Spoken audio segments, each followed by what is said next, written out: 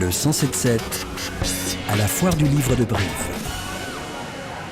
Et c'est une promesse de tendresse que l'on vous fait tout de suite sur le 107.7 grâce à notre invité. Bonjour Juliette Arnaud. Bonjour. Vous avez publié Maintenant comme avant chez Belfond l'histoire d'une héroïne extrêmement attachante, une toute jeune femme, Rose, qui a grandi entre son père et sa grand-mère après le départ de sa propre mère, sauf que celle-ci rapplique un jour et évidemment c'est très difficile à vivre pour elle. C'est difficile à vivre pour elle, surtout que jusqu'à présent elle avait fait 100. Et là tout à coup, effectivement, elle doit faire face à une femme qui est encore très jolie et que surtout elle se rend compte que son père n'a pas cessé d'aimer.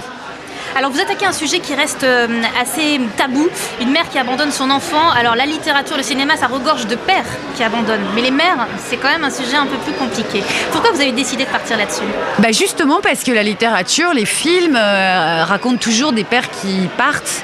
Et je trouvais ça prodigieusement ennuyeux. Et j'avais envie d'avoir une mère un peu en dessous de tout et en même temps rigolote parce qu'elle est aventurière et qui se paye en plus le luxe de revenir. Comme Ulysse finalement, hein. Il part 10 balais, je rappelle quand même. Oui, c'est vrai. Il revient, voilà. L'enfant est élevé. Voilà. Alors il se trouve que la mère, elle est partie quand même, il y a un petit détail, parce qu'elle était fan des Guns N' Roses et qu'à l'issue d'un concert, elle a décidé de suivre le groupe et Axl Rose. Je me demandais pourquoi les Guns et qu'est-ce que ce détail racontait de vous ?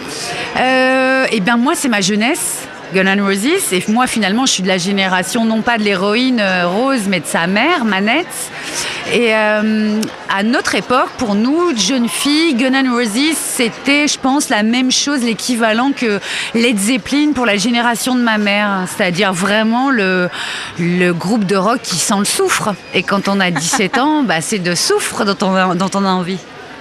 Alors la force du livre, c'est votre écriture, tantôt naïve, tantôt drôle, tantôt cash, je vais y arriver, mais toujours très attachante elle aussi. On sent un peu, je me suis dit peut-être la comédienne derrière tout ça. C'est-à-dire, je me disais que vous trouviez peut-être la voix de votre héroïne comme on travaillerait un rôle pour la scène. Mais je peux, oui, on peut pas dire mieux. C'est exactement ça. Moi, pour écrire, j'ai besoin d'entendre la voix de mon narrateur ou de ma narratrice. Et effectivement, tant que j'ai pas la voix dans la tête, je suis pas foutue d'écrire une ligne. Donc vous faites comme Flaubert, vous passez au gueuloir Alors sauf que moi je ne gueule pas, mais oui je me les marmonne.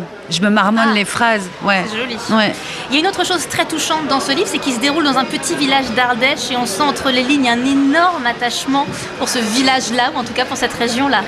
Particulièrement pour ce village qui n'est pas nommé, qui est dans le sud de l'Ardèche, juste à côté des Cévennes. Et oui, j'y vais depuis que je suis toute petite. Ma maman et moi, on a acheté un terrain là-bas. Donc maintenant, c'est un peu ma terre et j'avais envie de raconter aux gens comme j'aime cette terre. Voilà. Alors vous allez d'une forme d'écriture à l'autre, Juliette Arnaud, vous écrivez des chroniques pour la radio, des documentaires, vous avez écrit pour le théâtre. Qu'est-ce que vous aimez dans l'écriture romanesque ? Est-ce qu'il y a quelque chose de particulier dans cette écriture-là ? Oui, ce qu'il y a de particulier, c'est que j'invente des personnages de fiction et qu'il se passe ce truc dingue, c'est qu'au bout d'un moment, j'arrive à me faire croire que c'est pas de la fiction. Moi, j'ai l'impression que Rose, Emiliano, Bruno, la grand-mère, Moïse et Gros, maintenant, ça y est, ils vivent avec moi. Mais c'est pas le cas pour des personnages de théâtre, par exemple. Bien sûr, mais pour les personnages. Non, mais je veux dire par rapport par exemple, aux documentaires ou aux chroniques. D'accord. Mais ouais. Et comme maintenant, je commence à être une vraie dame mature. J'ai perdu des gens en cours de route, et j'ai l'impression qu'en fabriquant d'autres, je fais l'équilibre. C'est joli, je pense que ce sera le mot de la fin. Juliette Arnaud, votre roman s'appelle Maintenant comme avant, il est paru chez Belfond et c'est de la tendresse en intraveineuse ce roman. Merci beaucoup. Et sur le 107.7, retour à Brive dans une dizaine de minutes avec Catherine Sellac.